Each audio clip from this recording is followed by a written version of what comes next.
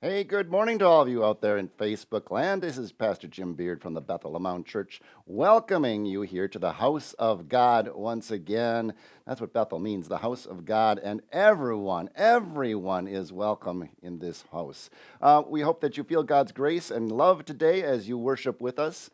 We are up in our studio again one more time here, and we got a couple more weeks on grace, which is our theme today. And it's been our theme all summer. There's just so much to talk about it. There's also a very special group with us today. They are known as the Jumpin' Jehoshaphat's. Let's give it up for them. Woo! There they are. There they are. There they are. There they are. There you go. And I'm down over here somewhere. Hi, I'm over here. But Lindy Zabel is kind of their coordinator. And I'm just going to call on Lindy to give us a word and then say, who do you got with you today? Well, thank you very much. It's glad to be here. We're the Jumpin' Jehoshaphat Trio, part of the band. And my name is Lindy, as Jim said, and this is Barbara York, our lead vocalist, and Joy Judge on trombone. Thanks for inviting us. They are going to share their opening song with us. They've been playing during our live in-person worship at 9 o'clock and just knocked our socks off. They did such a great job. So I think you'll enjoy their opening song as well. God's grace, just a reminder, is that unconditional, unmerited, unending, unbelievable love of God that is for all of us. And today we're going to take it a step further. We've been looking at so many different ways, but this one I think is particularly important for those of us who may have in America that money-based mindset, where it kind of feels like it's all this bartering or this reciprocity, give and take. It's got to be what I get. So it's like we're going to be focused on that. I want you to think about that, okay, as we settle in here and get ready with your heart and your soul to talk to God about that. But I'll let you know the opening question for you today really isn't that much very deep about grace, because it's really based on it was tailgating day here at Bethel for the outside crowd, and they're off enjoying brats and hamburgers and things. But we encouraged everyone to wear your team colors. The fall is in the air. You can feel it, and so they can wear whatever team colors they wanted. And so I'm going to invite you to also tell us which teams do you cheer for. For teams for whom I cheer are who? I'll warn you, Sue and I are wearing green and gold, and as is Adam, who is our technician, and as is my wife. So if you're kind of a purple people eater type of person, I'm afraid right now you're outnumbered in the studio. But it will. You just type in what colors you are cheering for, and meanwhile, the Jumpin' Jehoshaphat's has this song to get just your soul ready.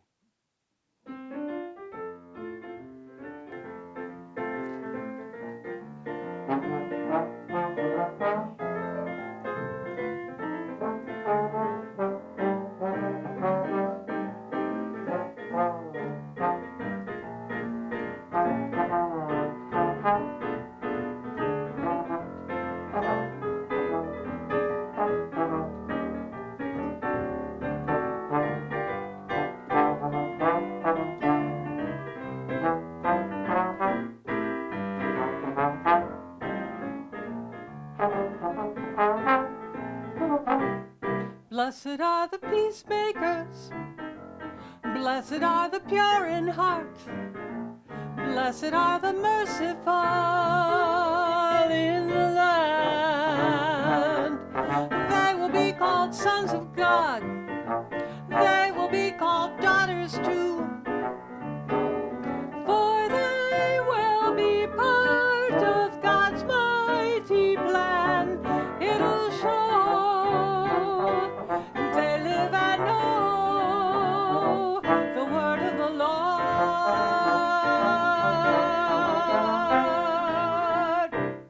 Filled will be the hungry ones, filled will be the child who thirsts, filled will be the poorest folk.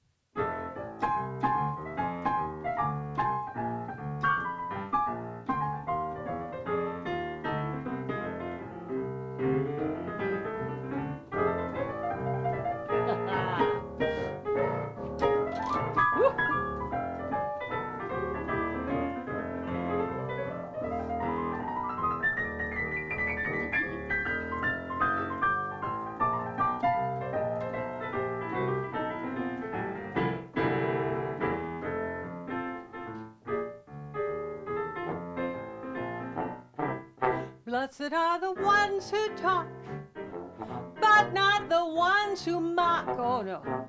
Blessed are the ones who walk in the light. They will be called sons of God. They will be called daughters too.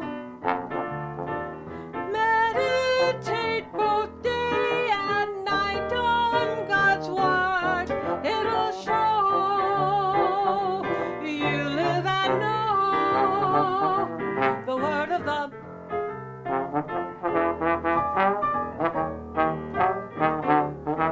It'll show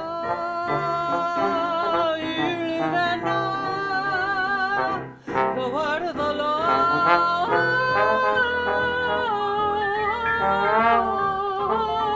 It'll show you live and know the word of the Lord.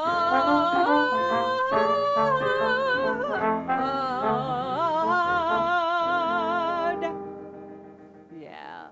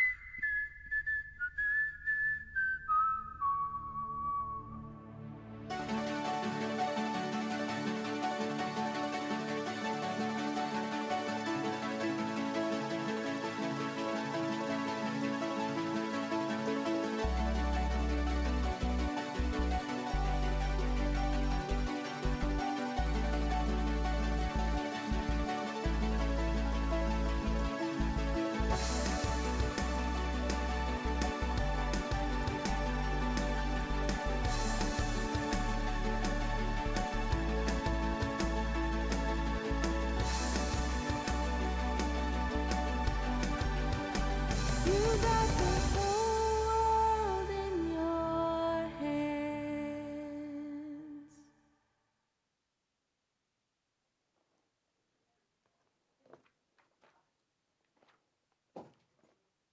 Wasn't that great? Thank you, Lindy and the Jumpin' Jehoshaphat's. We have enjoyed them all morning, and I hope you did as well. Let's have a word of prayer, shall we, as we settle in now for today's message. Holy Lord, here in the land of Minnesota, anyway, we feel the winds of fall blowing upon us, crisp and bright again. But we also ask your spirit winds to blow upon us, blow upon across this whole land, from wherever people are tuning in. May your spirit be deep within their souls today. May they feel your spirit rest upon them, and in a new way become more and more alive because of your grace. All this we pray through Christ our Lord. Amen. By the way, in case you didn't know it, Sue is with us. Sue Elke, my worship assistant. Good morning, Sue. Good morning. You are in a mood today. I'm not in a mood. You are, well, then you've had lots of coffee. I did have a lot of coffee. But it was the music. It was the music. It was the jumping music. It was. And you were dancing. I was. You want to It was show good. us how you? No. No. Okay. No. Never mind. Yeah. But anyway, we're glad you're here, and we're going to Good. talk again about grace. Is that okay? Grace. We can talk about grace. Let's talk again. about grace. Yes. Okay, because grace is a gift. We've been talking about that too. Grace is this gift. It's a free gift. It's a gift you can't earn. You can't buy it. But right there, because it's this free gift, that in itself becomes, shall we call it, a stumbling block for some of us, especially in wealthier countries like America. It is a problem. But think back in ancient times, when a lot of nations and cultures thought that you had to have this kind of reciprocity agreement going on with your god of your area, whether it was the god Pharaoh or god of the Greeks or Romans. There was kind of this tit for tat going on. They had to always be giving things, and then they would get the favor of God. That's how they understood a lot of it. We give this sacrifice to God, and then we get good crops. We give this devotion and gifts, and then we get the gift back of a victory in battle. They would give in order to receive. There was this back and forth. Even if it was to avoid the wrath of God.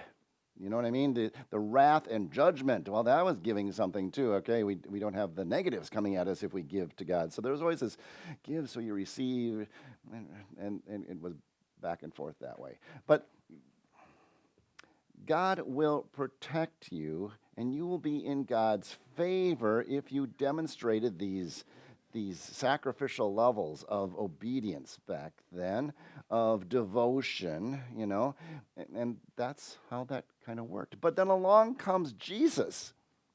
Along comes Jesus with this whole idea of God is a God of grace. Grace.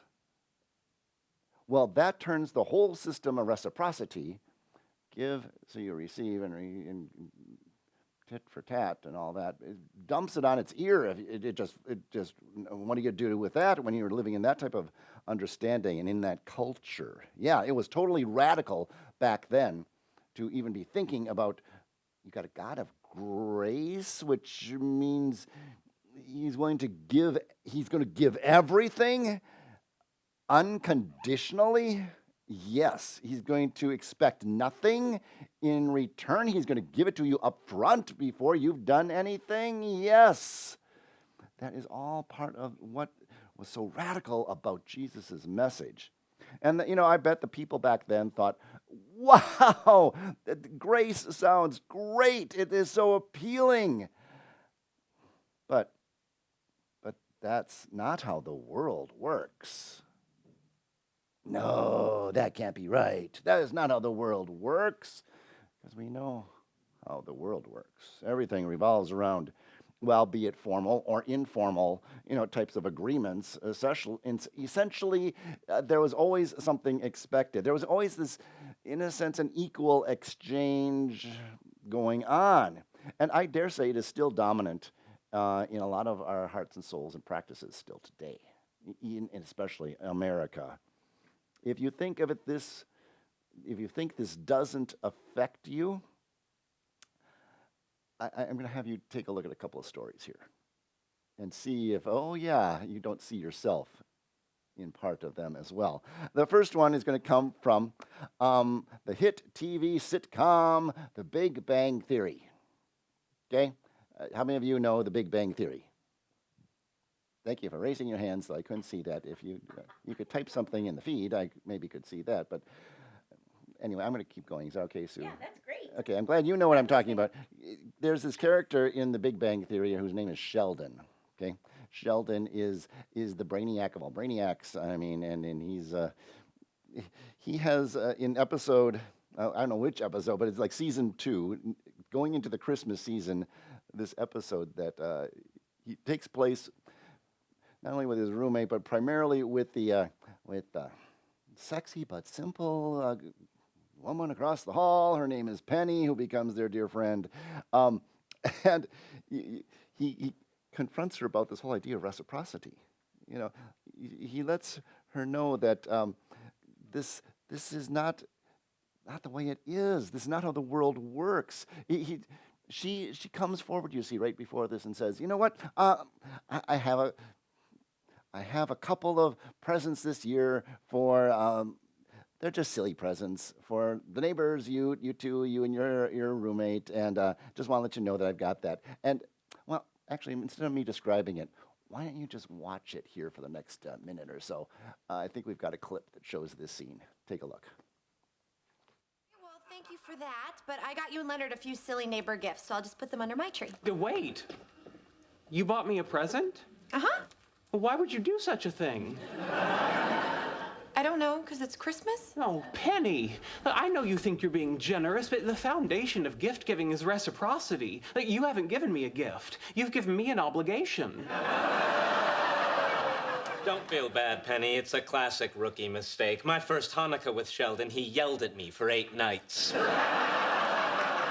Honey, it's okay. You don't have to get me anything in return. Of course I do. The essence of the custom is that I now have to go out and purchase for you a gift of commensurate value and representing the same perceived level of friendship as that represented by the gift you've given me. It's no wonder suicide rates skyrocket this time of year. Okay, you know what? Forget it. I'm not giving you a present. No, it's too late. I see it. That elf sticker says to Sheldon. The die has been cast. The moving finger has writ. Hannibal has crossed the Alps. I know it's funny when it's not happening to us. Sheldon, I am very, very sorry. No, I brought this on myself by being such an endearing and important part of your life. I'm going to need a ride to the mall. It's happening to us. Oh, yeah, that's Sheldon. We'll come back to him a little later. But if you couldn't relate to that story, try this one. It is an account recorded by Dr. Charles Swindoll, if you recognize that name. He has many published works and leading in churches. But here is what he shares with us in this story. He says, several years ago, my family and I were enjoying an evening in a restaurant. And we looked over in the corner and we saw a couple from our church. And we waved at them, and, they winked back in our direction. And before they left, they came by our table, and they said hi, and that was fine. And then they left. And then when the meal was over, I got up and went to the cashier and said, I didn't get a check for our meal. And they said, oh, well, you don't have to worry about that because someone else has paid for it. And I asked, well, who was it? And they said, well, I don't know who they were, but they were, that couple that walked over and said hello to you. Now, I was astonished, he said. But I said, well, why don't I take care of the tip at least? Oh, no, that was all taken care of too. It was paid in full. I had the hardest time accepting that, he said. I wanted to go home and call them up and say, hey, why don't I split it halfway with you? And then he goes on to say there was another fellow who that year wanted to give us a Christmas present of washing all the windows in our house, inside and outside. I had the hardest time saying, fine, do it all. I was pacing up and down, wondering what I could do to pay him back. And it's difficult to accept something which is absolutely free. We think there's a gimmick, or we think there's something we must do to pay our way. And he concludes by saying, God's grace says, hey, I've picked up the tab, tip and all. I'll take care of everything, inside and out. Accept it, believe it. It's a done deal. Or as Sheldon would say, the die has been cast. Now, does any of that resonate with you? Yeah, be honest. Yeah, how are you at accepting free gifts from others? Do you have trouble when you can't reciprocate when you can't give back, especially when the gift appears to come with no strings attached. But I think part of us gets a little jaded because we sometimes realize, well, there are strings attached, aren't there? Of course there are. We've had it happen to us too often. There always seems to be a condition in the fine print. There always seems to be something that it's hidden, or albeit it's assumed, or maybe it's just banked, and then they're going to bring it up to me later on down the road. Yeah, there are always, it seems, in our culture, conditions which, if you don't recognize them, if you leave them as unrecognized that they're there, they will rear their heads and demand, shall we call it, payment later on, and it'll be payment with interest, of course, that you have to pay up. Oh, yeah. We fear that. We fear that these conditions exist in our conditional world. They're like contracts almost, binding. Sometimes they're legal, but most of the times they're social. They're cultural things. They're agreements that, hey, now you owe me. Now you owe me because I did this for you. And you don't want that hanging out over your heads, which may, cost you dearly later on. Who wants that type of gift? Maybe you can't reciprocate. Maybe you don't want to reciprocate, and so this gift ties your hands, so to speak. There are always conditions. But that's not the way it is with God's grace. Really? It sounds too good to be true. Maybe we should resist it, just in case. Now I've been told, and I have sensed this while being on trips to third world countries like Haiti and Guatemala myself, that maybe the poor sometimes have a far less trouble, shall we call it? Trouble with the idea of reciprocity. I mean, the poor tend to know they are in need. They really are in need. They know they won't probably ever be able to pay back some things that they're going to receive. You're not going to be able to pay back for all the stuff that you need, and they know that their survival depends on freely receiving some gifts from others, life-saving gifts from others in many cases. And if you don't have third world experience, just think of children, okay? Think of that too. Children can be the same way. They start out with no means of repaying. They don't even think about repaying the gifts that have been given to them.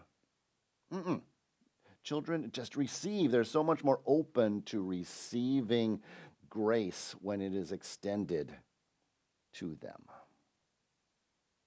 Yeah. Conversely are many of us who are rich. I'm going to put most of us listening here on that category. The richer you are, the more cautious you are likely to be when free gifts come your way. Don't think about this all in terms of monetary things. It's not just monetary, okay? I want you to not just think I'm going to pay $1 for $1. It's more obligations that come, as Sheldon said. You've given me an obligation in the form of maybe a favor, an endorsement, give me your voting loyalties, give me your hidden secrets that you'll keep quiet about what I'm doing. Some things may even have legality things associated with them, the richer you are, and the penalties that go with them. Maybe these involve business arrangements, okay? Lots of ways in which we have reciprocity going on. And the richer you are, I think the more complicated your obligations and responsibilities become. Yeah, the richer you are, the more complicated your obligations and responsibilities become. And so accepting gifts even those which appear to be the most unconditional on the surface, can be greeted with a great deal of skepticism inside. Yeah, hesitancy is a good word. I'm not sure I want that gift. I'm not sure I should be open to that gift. What's it going to cost me later on?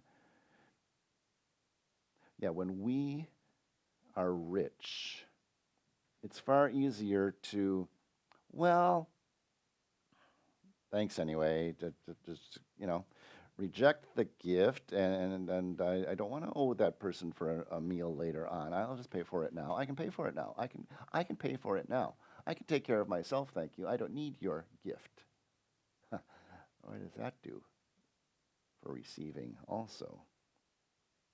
Yeah, when we're with means, there can be this silent self-reliance. Silent self-reliance that basically we're protecting ourselves. Yeah, I don't need that. I don't need anything free from others. Perhaps this is the reason for Jesus' remarks in the Gospel of Mark. Take a look at this reading and listen to it as Sue shares it with us now. Looking at his disciples, Jesus said, "Do you have any idea how difficult it is for people who have it all to enter God's kingdom?" The disciples couldn't believe what they were hearing, but Jesus kept on. "You can't imagine how difficult. I'd say it's easier for a camel to go through a needle's eye than for the rich to get into God's kingdom." That set the disciples back on their heels. "Then who has any chance at all?" they asked. Jesus was blunt. "No chance at all if you think you can pull it off by yourself. Every chance in the world if you let God do it." What? I mean, if the richest can't get in, then who can get in is what they're processing. It's all about reciprocity, isn't it? I mean, that's what I think the disciples are thinking when they asked Jesus this question. They knew the ways of the world. They knew how things work. The rich have access to everything. And you're saying they can't even get into heaven? Yeah, that's what he's saying. But if people like the emperor can't get in, or if Bill Gates can't get in, or if Elon Musk or Warren Buffett or J.D. Rockefeller or King Midas, are you saying that they can't get into heaven based on their wealth, on their status? Yeah, so Jesus tries to state it very clearly as possible, that heaven is not about reciprocity, or who can buy their own ticket, or tit for tat, if I let them into heaven, then they will turn over so much to me. That is not how God is working, Jesus says. No one who thinks that heaven is something you can gain on your own, basically, is what he comes down to. If you think you can gain on your own, forget it. That is not how this works. Only by the love and grace of God does anyone enter heaven. Only by the love and grace of God does anyone enter heaven. And if you just can't accept that free gift, you are going to have troubles. You are going to have troubles. So, my friends, I think that the message for us today is this is one of those weeks where it's going to challenge us to take a good, hard look at yourself right now and ask yourself honestly those questions. Do you have difficulty receiving from others without feeling an obligation to return the favor? Do you turn down gifts that you didn't or couldn't earn?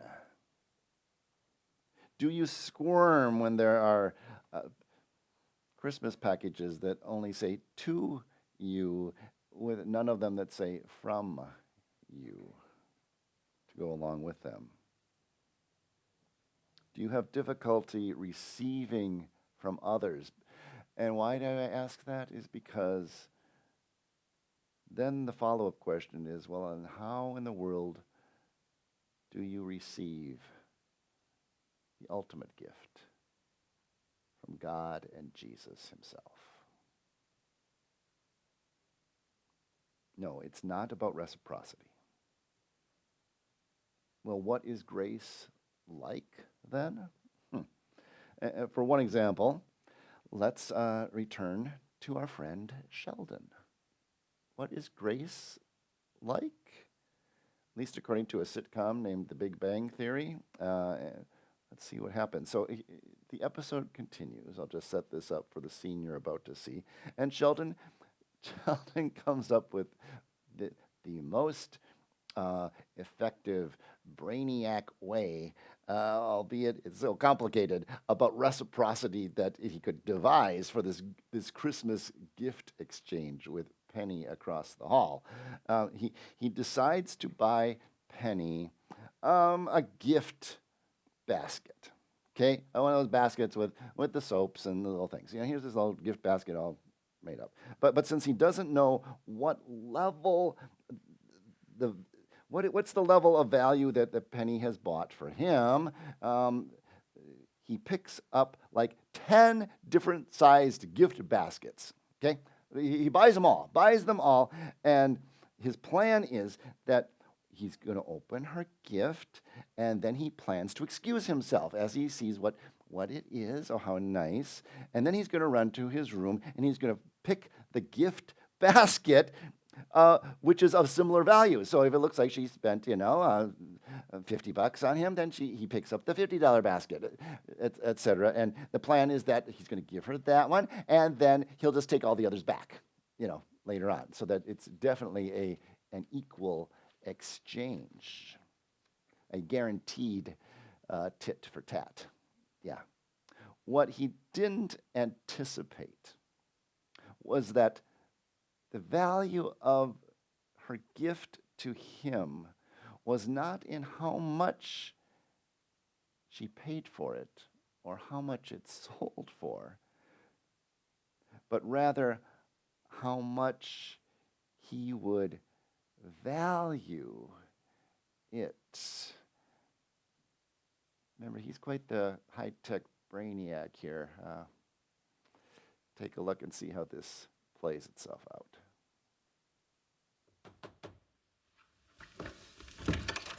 Merry Christmas. Merry Christmas. How's your leg? Very good. Thanks for asking. Come on in. Oh, good, Penny. You're here to exchange gifts. You'll be pleased to know I'm prepared for whatever you have to offer. Okay, here. I should note, I'm having some digestive distress. So if I excuse myself abruptly, don't be alarmed.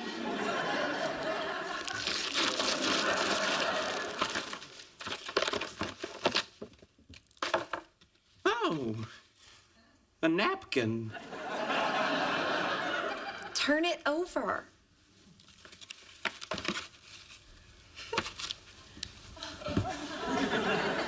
To Sheldon, live long and prosper.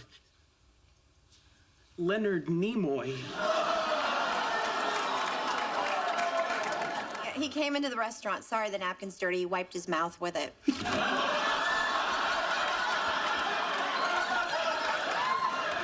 I possess the DNA of Leonard Nimoy?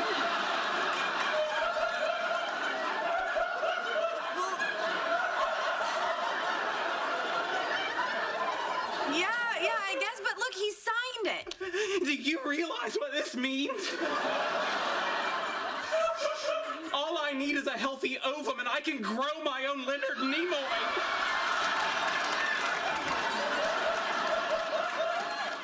Okay, all I'm giving you is the napkin, Sheldon. Be right back. Here, open it. Oh, the gift certificate for motorcycle lessons. Very thoughtful. Yeah, and I checked. Not letting the bike fall on you while standing still is lesson 1. Well, then I think you'll appreciate what I got you.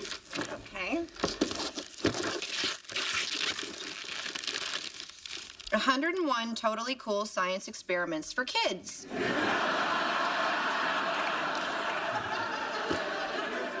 You know, because you're so into science.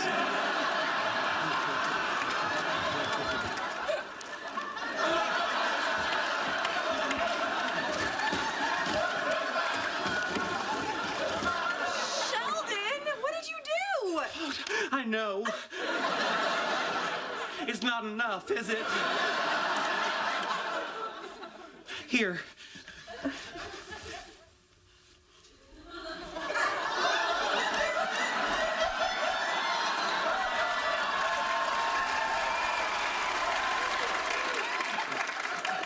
Leonard, look, Sheldon's hugging me. It's a Saturnalia miracle.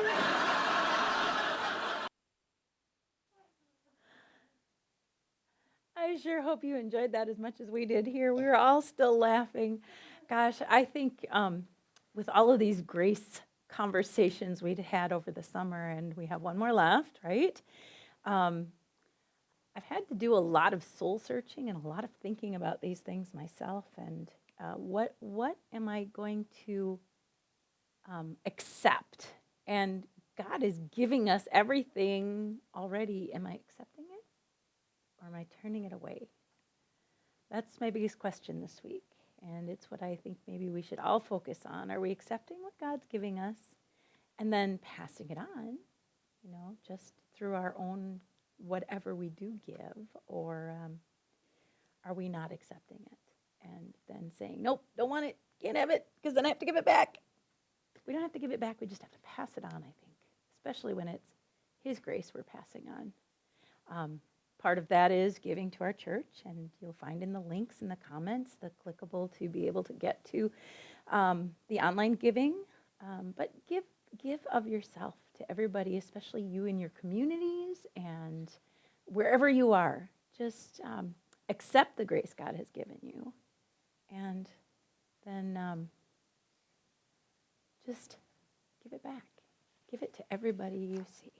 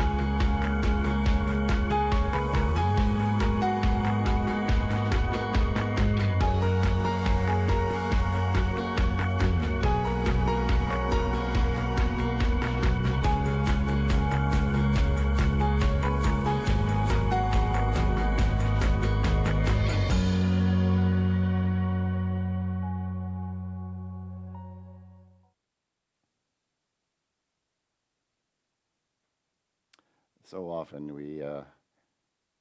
we hear from churches and probably from this pastor too that you gotta give, and what a change maybe to be hearing. You have to receive.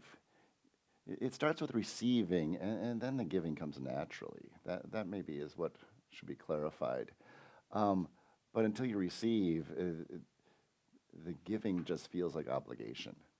But once you have received freely, the giving feels like gift. Think on that. Throughout our time here at Bethel this past year, we have been also very aware of the racial tensions that are out there in the world, and we just want to make sure that we don't forget that these things are happening and are still an issue. It's too easy after a year or more to let them be ignored again. And so today I just picked out another prayer that actually was written by Dr. Martin Luther King Jr., and I just thought it was very appropriate. It kind of had parts that were not only about racial issues, but I thought if you listen to the parts too and pray them, it also relates to what we are talking about today. So I invite you to be in an attitude of prayer as we hear the words of Martin Luther King Jr.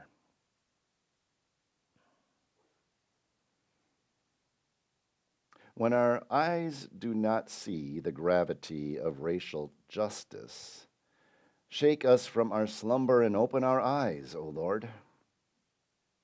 When out of fear, we are frozen into inaction, give us a spirit of bravery, O Lord.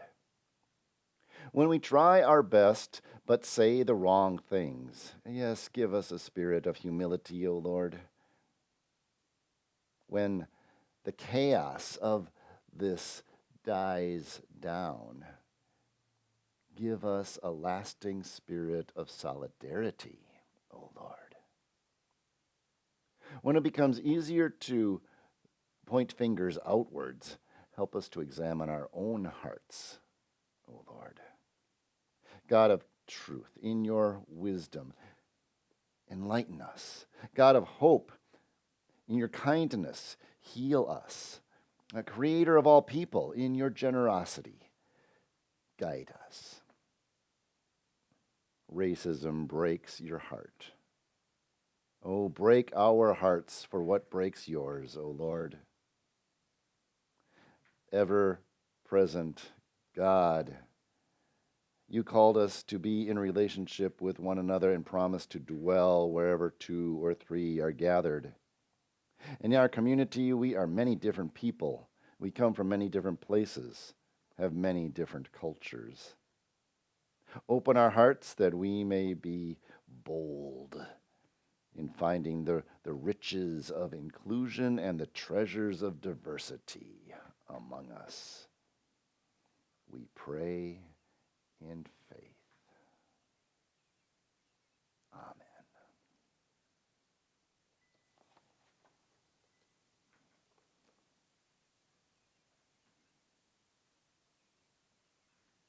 Hey, Sue, Yeah? you still praying? Yep. Sorry, I don't want it to be done. it is done. What? It's almost done, All right. but it's been very good. So, yes, it's been a great day. It It's been a jumping, happy, jazzy, fun, exciting, endless laughter day. It has. If you didn't see our test run at 10 after 10 today, you may want to go back and click on that one. That was quite Funny. unusual. Anyway, doesn't always work, but it was very real. Let's just put it that way. Right. And So, it is time for us to talk about the opportunities well, that we have to live our faith. I think it is about how do you make it real. We want this to feel like real. This is real for my life. This is real for their lives. So what are you going to do? What can you do with this message today? I know what I'm going to do. I'm going to give out all the zucchini I can to everybody and not expect anything back. That's very generous of you, but the question was, are you willing to accept the zucchini from others? Oh, wait a minute. Yeah, probably. Yeah, can you accept? That was the question of the day. You might want. You're going to go back and you thought you were going to look about how well do I accept from others. That's and right. therefore, how well do I accept from the best gift of everything from God and Jesus? Yeah, I think if you can do it here, you can do it here. Right. So Yes, you you can. are really in a mood today. Anyway, practice receiving without having to give. Maybe that's Yes. zucchini. I need to You take got a lot of all the zucchini in your yard? No, I actually didn't plant any because I Can- always could- get some. Can everyone bring zucchini to Sue, please? That would be very helpful. I think she misses some. So, anyway, speaking of tons of food, Tons of food, yes. our community here in Mound is having the food shelf is planning on giving away 22,000 pounds of food, which they are getting from their various sources. And it's going to take place here at the end of September. If you're in the area and you want to help give it away, great. But I mean, that was just also one of the things about this message today was like, I remember we're thinking, I mean, they've had this 3 other times here, and it's like, I don't stop in because, well, I don't need the food. Or the zucchini. I can go buy it. That they can just give that to somebody else, you know, Right, who yep. needs this. I can take care of myself. And therefore, we've been saying, no, I won't drive in and get it. But what an interesting way of extending grace from the food shelf. It is for everybody, not the, people with a little card that says, here, give me some food because I got the right. card. It's for everybody. Nice. So, I mean, I think the good exercise would be if you're in the area, come pick up some food. It's the last Saturday in September, or be part of the helping crew that gives it away. But either way, don't miss that fall harvest distribution by the West Tonka food shelf. I bet there's places all around the country that are giving away things. That's just the classic. Go think about it. How many times they're giving things away for free, but you just pass it by? Ask yourself about that, okay? We have one more week, though, of grace, by the way. We do. And the morning first service is going to move inside. We've They been are. outside all summer. It's been fantastic. No rain but one, right? Right? And today we warded off a little bit more rain. We did. We did. I don't know how we did it, but I don't either. we will gladly God is receive with it us. all the way. Indeed. It's called, this last one, This is God's Amazing Grace. Oh, well, we have one more way to look at grace that really, that's how God approaches grace and how we're supposed to approach this thing called grace. Oh, my word. Yeah, you don't want to miss next week. It's going to be great. So I think that's all I've got, though, for today. Do you have? No, that looks like all we have other than departing in our song. Okay. Lauren Daigle's How Can It Be? I love that song. Do you really? I do. I mean, it's not exactly what we're talking about, but it fits in terms of how can it be that God would do this? And that's kind of what we've been talking about today, too. How can it be? Yeah. Can it really be free? It could be. Can it really be ours? It can be. So, Let it be. you know what? From God's house, Bethel, to yours, we wish you grace. Grace that is free and that it is fully accepted by you and your household. May it be so. Go in peace.